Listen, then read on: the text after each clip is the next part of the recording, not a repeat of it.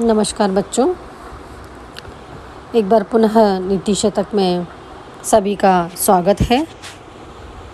आज जिस श्लोक से हम प्रारंभ करेंगे, अम्भोजिनी वन विहार विलासमेव हंसस्य हन्ति नितरां कुपितो विधाता न तु अस्य दुग्धजल भेद विधौ प्रसिद्धां वेदज्ञ कीर्तिम अपहर्तुम असौ समर्थः। यहाँ पर भर्तृहरि जी बताते हैं कि जो ब्रह्मदेव हैं वो कुपित होकर के जो हंस है उसके कमल वन में जो विचरण करने की जो लीला है, अर्थात जो हंस कमल के वन में घूमते हैं, उसको अगर ब्रह्मा जी कुपित हो जाएं तो उसको पूर्ण रूप से रोक सकते हैं। किंतु जो उस हंस के अंदर जो दूध और जल को अलग करने की प्रसिद्ध जो कुशलता है, उसके यश को नष्ट नहीं कर सकते।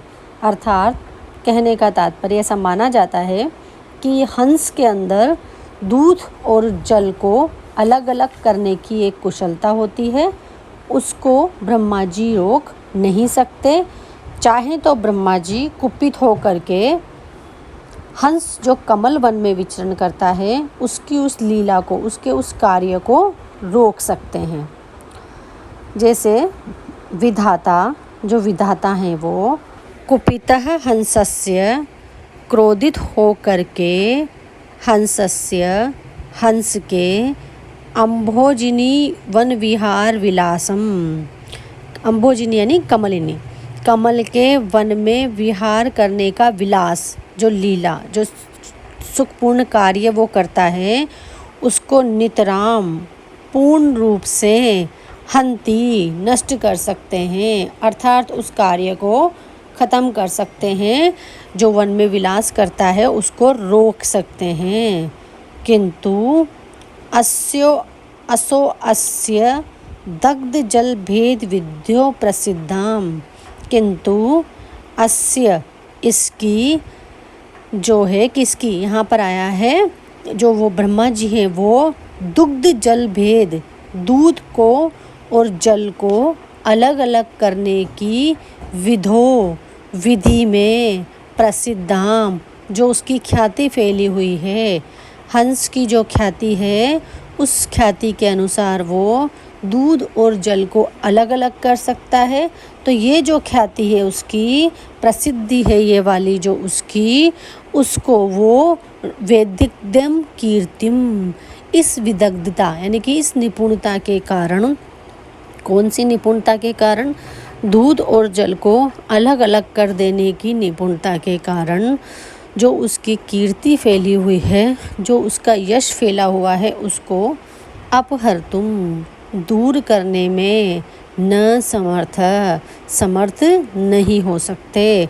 अर्थात ब्रह्मा जी उस कीर्ति को, उस यश को, जो कीर्ति हंस की फैली हुई है, किस वजह से फैली हुई है, दूध और जल को अलग अलग कर देने की उसकी प्रवृत्ति के कारण फैली हुई है, उस कीर्ति को वो ब्रह्मा जी नष्ट नहीं कर सकते, उसका अपहरण नहीं कर सकते। तो यहाँ पर भर्तृहरि जी क्या कहना चाहते हैं कि अगर कोई भी शासक है, यानी कि कोई भी राजा है, कोई भी सम्राट है, तो वो उसके आश्रित जो विद्वान लोग हैं उनको अपने सत्ता के बल से बिगाड़ नहीं सकता। विद्वान लोगों को वो शासक बिगाड़ नहीं सकता। हंस जो हैं वो ब्रह्मा के आश्रित हैं, अर्थात हंसों के शासक ब्रह्मा जी हैं। यदि जो ब्रह्मा हैं उनसे कभी रुष्ट हो जाए हंस से, तो केवल उनकी जो कमल के वन में विचरण करने की प्रवृत्ति है उसको रोक सकते हैं, किंतु जो उसकी दूध और जल को अलग अलग करने की क्षमता है वो हंसों की जन्मजात विशिष्टता है, और यह ही विशिष्टता उनकी कीर्ति का कारण बनती है। तो इस विशिष्टता की क्षमता को वो नष्ट नहीं कर सकते। अर्थात यह किसी के द्वारा छीनी नहीं जा सकती। इस प्रकार से जो विद्वान लोगों की प्रतिभा है उसको भी कोई भी शासक छीन नहीं सकता।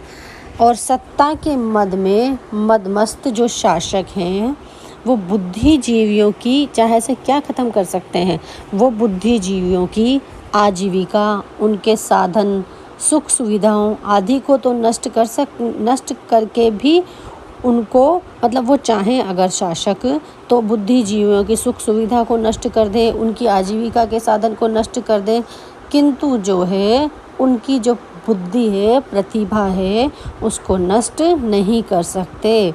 और धन और पद के बिना भी, क्योंकि जो विद्वान लोग होते हैं अपनी प्रतिभा और सद्गुणों के कारण सभी जगह सम्मान और यश को प्राप्त करते हैं। जिस प्रकार से ब्रह्मा जी हंस का जो प्रतिभा है दूध और जल को अलग करने की, उसको नष्ट नहीं कर सकता। उस प्रतिभा के कारण जो उसकी कीर्ति सब जगह फैली हुई है उसको नष्ट नहीं कर सकते।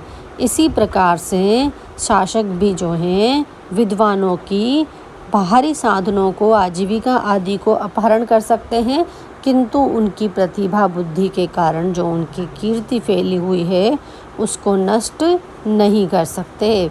इसलिए शासकों का कर्तव्य यही है कि वो विद्वानों का उचित सम्मान करें और उनके दमन का दुस्साहस न करें, अर्थात किसी भी प्रकार से उनका दमन करने का प्रयत्न नहीं करें, क्योंकि वो उनकी कीर्ति और प्रतिभा का दमन तो कर ही नहीं सकते। ये बात यहाँ पर बताई गई है। अगला श्लोक हम लेंगे बच्चों। केयूरा न विभूषयन्ति पुरुषं, हारा न चंद्रोज्ज्वलाः, न स्नानं न विलेपनं न कुसुमं न अलंकृता मूर्धजाः, वाण्या का समलंकरोति पुरुषं, या संस्कृता धार्यते, क्षीयन्ते खलु भूषणानि सततं, वाग्भूषणं भूषणम्। यहाँ पर यह बताया गया है कि एक जो आभूषण होता है भुजबंद नाम का, जिसको कि भुजाओं में धारण किया जाता है, ऐसा जो आभूषण होता है वो मनुष्य की जो शोभा है उसको नहीं बढ़ाता। और चंद्रमा के समान अगर किसी के पास चमकीला हार है तो वो भी मनुष्य की शोभा की वृद्धि नहीं करता। स्नान, चंदन आदि से युक्त सुगंध युक्त जो द्रव्य हैं, यदि उनका विलेपन किया जाए, उनको लगाया जाए, और पुष्प मालाएं तथा सजाए हुए केश, यानी कि किसी को पुष्प की मालाएं पहनाई जाए और उनके केशों को भी अलंकृत किया जाए, ये सब चीज़ें एक किसी पुरुष को सुशोभित नहीं करती। ये बताते हैं कि एकमात्र वाणी जो है वो ही पुरुष को अलंकृत करती है, जो संसार युक्त करके धारण, संस्कार युक्त, यानी कि असंस्कृत वाणी नहीं, संस्कृत वाणी जो है, संस्कार युक्त वाणी जो है, जो धारण की जाती है। जो अन्य आभूषण हैं जैसे कि चंद्रहार और ये सब जो भी आभूषण हैं वो तो नष्ट हो जाते हैं, किंतु शुद्ध वाणी रूपी आभूषण जो है व्यक्ति की सदैव ही शोभा को बढ़ाता है। केयूरा पुरुषम न विभूषयन्ति, अर्थात केयूरा, केयूर बोलते हैं भुजबंद, भुजाओं में जो पहना जाता है ना वो भुजबंद, भुजबंद जो है पुरुषम, पुरुष को न विभूषयन्ति, विभूषित नहीं करता है, न चंद्रोज्ज्वला हारा, और न ही चंद्रमा के समान जो उज्ज्वल हार होता है वो ही मनुष्य को सुशोभित करता है। न स्नानम, न ही स्नान आदि कृत्य जो किए जाते हैं वो भी मनुष्य को सुशोभित नहीं करते हैं। न विलेपनम, किसी भी प्रकार के लेप आदि जो लगा करके सौंदर्य को बढ़ाने का प्रयत्न किया जाता है वो लेप आदि, और न कुसुमम, न ही किसी प्रकार के पुष्पों आदि से किया गया सौंदर्य, न अलंकृता, मनुष्य को अलंकृत नहीं करता। अपितु क्या कहना चाह रहे हैं ये कि जो व्यक्ति है उस व्यक्ति को ये सब चीज़ें मूर्धजा का मतलब है जो केश हैं और उनको अलंकृत करके ये सब चीज़ें भी व्यक्ति को अलंकृत नहीं करती। एका वाणी, एकमात्र वाणी ही पुरुषम समलंकरोति, पुरुष को अलंकृत करती है। या संस्कृता धार्यते, जो कि संस्कार युक्त होकर धारण की जाती है। भूषणानि खलु क्षीयन्ते, जो आभूषण हैं वो तो नष्ट हो जाते हैं, किंतु वाग्भूषणम सततम भूषणम, किंतु वाणी रूपी जो आभूषण है वो सदैव ही व्यक्ति को अलंकृत करता है। अर्थात यहाँ पर ये कहना चाहते हैं कि व्यक्ति को अपनी वाणी सुशुद्ध और संस्कार से युक्त बनानी चाहिए। मनुष्य जो है अपनी शोभा को बढ़ाने के लिए कितने भी विविध प्रकार के आभूषण धारण कर ले, और ये जो आभूषण हैं ये केवल मनुष्य की बाहरी शोभा को ही बढ़ाते हैं। भुजबंद, हार आदि गहने और स्नान और विभिन्न प्रकार के लेप और फूलों से सजाए गए केश, ये सब मनुष्य की आंतरिक अंदरूनी जो उसकी खूबसूरती है, शोभा है, उसको बढ़ा नहीं सकते। केवल शुद्ध एवं मधुर वाणी, शुद्ध से मतलब जो संस्कार से युक्त हो और जो मीठी हो, ऐसी जो वाणी होती है वो वाणी ही व्यक्ति के आंतरिक व्यक्तित्व की शोभा बढ़ाती है। हम देखते भी हैं कि कोई व्यक्ति कितना भी खूबसूरत है, कितना भी वो बाहर के सामान सब लगा करके बाहरी रूप से सौंदर्य से युक्त है, किंतु यदि वो जैसे ही बोलता है और उसकी वाणी अगर कर्कश होती है और साथ में अच्छी भाषा, संस्कार युक्त भाषा का प्रयोग वो नहीं करता है, तो उसका सारा सौंदर्य, बाहरी सौंदर्य जो है धरा ही रह जाता है। इसलिए आंतरिक सौंदर्य को बढ़ाने वाली वाणी ही होती है। स्वर्ण आदि धातुओं से बने हुए आभूषण, ये सब जो बाहरी आभूषण हैं यह तो नष्ट हो जाते हैं, किंतु जो परिष्कृत वाणी रूपी आभूषण है वो सदैव ही व्यक्ति की शोभा को बढ़ाता रहता है। इसलिए व्यक्ति को इस पद्य में बाह्य व्यक्तित्व की तुलना में आंतरिक व्यक्तित्व को महत्वपूर्ण बताया है, और परिष्कृत वाणी जो है वो हमारे आंतरिक व्यक्तित्व में निखार लाती है, इसलिए वो जो है श्रेष्ठ आभूषण मानी गई है। आंतरिक व्यक्तित्व को निखारने के लिए वाणी ही श्रेष्ठ आभूषण मानी गई है। अगला श्लोक हम लेंगे बच्चों। विद्या नाम नरस्य रूपम अधिकम प्रच्छन्न गुप्तम धनम, विद्या भोग करी यशः सुख करी, विद्या गुरुणाम गुरुः, विद्या बंधुजनो विदेश गमने, विद्या परम देवतम, विद्या राजसु पूज्यते नहीं धनम, विद्या विहीनः पशु। यहाँ पर ये कहते हैं कि जो विद्या होती है वो मनुष्य का सर्वश्रेष्ठ सौंदर्य है, क्योंकि विद्या के बारे में, ज्ञान के बारे में क्या बात है कि वो छिपा हुआ है और सुरक्षित धन है, और यह सभी प्रकार के आनंद को देने वाली होती है, यश को और सुख को देने वाली होती है। विद्या जो है वो तो गुरुओं की भी गुरु है। जैसे विदेश जाने पर विद्या व्यक्ति के लिए बंधुजन के समान, कोई व्यक्ति अगर विदेश जाता है लेकिन वो ज्ञान से युक्त होता है, विद्या से युक्त होता है, तो उसकी विद्या मित्र के समान वहाँ पर उसके काम आती है। विद्या जो है वो उत्तम देवता है, और विद्या जो है सभी राजाओं में भी पूजी जाती है, अर्थात सभी राजाओं के बीच में विद्या का सम्मान किया जाता है, धन को नहीं पूजा जाता। विद्या से हीन मनुष्य जो है वो पशु के समान ही होता है, अर्थात विद्या ही जो है मनुष्य को मनुष्य बनाती है। यदि मनुष्य के पास विद्या नहीं होती है तो वो मनुष्य पशु तुल्य होता है। विद्या नाम नरस्य अधिकम, विद्या नाम का व्यक्ति का अधिकम रूपम, अधिकम रूपम श्रेष्ठ सौंदर्य, अधिक रूप यानी श्रेष्ठ सौंदर्य, प्रच्छन्न गुप्त धनम, प्रच्छन्न यानी छुपा हुआ, गुप्तम गुप्त, धनम धन है, विद्या भोग करी, विद्या आनंद को देने वाली है, यशः यश को देने वाली है, और सुख करी और सुखकारी है, विद्या गुरुणाम गुरु है, विद्या जो है गुरुओं की भी गुरु है, विद्या जो है विदेश गमने, जब कोई व्यक्ति बाहर जाता है तो अगर उसके पास विद्या और ज्ञान है तो बंधुजन वो उसके लिए बंधुजन के समान, मित्रजन के समान कार्य करती है। विद्या परम देवतम, विद्या जो है वो सबसे श्रेष्ठ देवता है।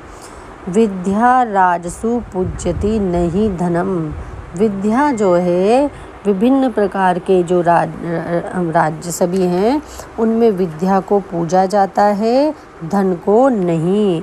विद्या विहीन पशु, कोई व्यक्ति अगर विद्या से विहीन है, विद्या से रहित है तो वो पशु के समान है। अर्थात कहने का तात्पर्य ये है कि विद्या ही मनुष्य को मनुष्य बनाती है। बाह्य सौंदर्य की अपेक्षा ज्ञान का जो सौंदर्य है वो सबसे अधिक महत्वपूर्ण होता है। भौतिक संपत्ति की तुलना में ज्ञान रूपी संपत्ति जो है वो अधिक मूल्यवान होती है। क्यों?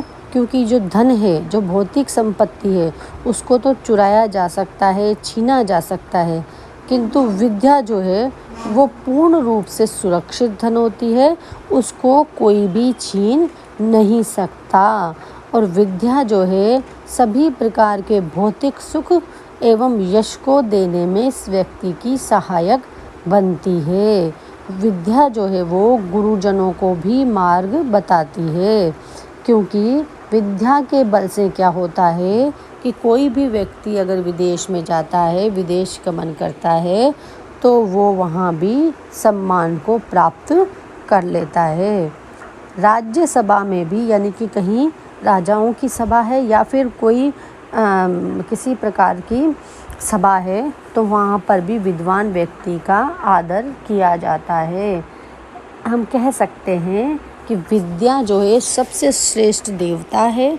विद्या के होने पर व्यक्ति सभी जगह आनंद को प्राप्त करता है, प्रसिद्धि को प्राप्त करता है। सबसे बड़ी बात जो इन्होंने कही है, विद्याहीन मनुष्य पशु तुल्य होता है।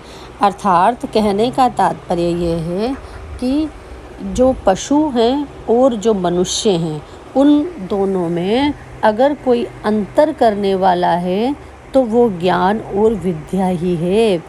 क्योंकि मनुष्यों के पास ज्ञान होता है, विद्या होती है, इसीलिए वो मनुष्य कहलाने के योग्य होते हैं। किंतु यदि उनके पास विद्या या ज्ञान नहीं हो तो मनुष्य मनुष्य नहीं रहेगा, क्योंकि फिर उसमें और पशु में कोई अंतर नहीं होगा। पशु के जो कार्य हैं वो ही केवल कार्य मनुष्य कर पाएगा। मनुष्य की श्रेष्ठता तब ही सिद्ध होती है, तब ही वो कोई विशिष्ट कार्य कर पाता है, जबकि उसके पास विद्या रूपी धन विद्यमान होता है। और विद्या रूपी धन गुप्त है, कोई आपसे इसको चुरा भी नहीं सकता। और इसलिए सभी प्रकार के जो धन हैं उन्हीं में विद्या रूपी धन को जो है सर्वश्रेष्ठ धन के रूप में बताया गया है।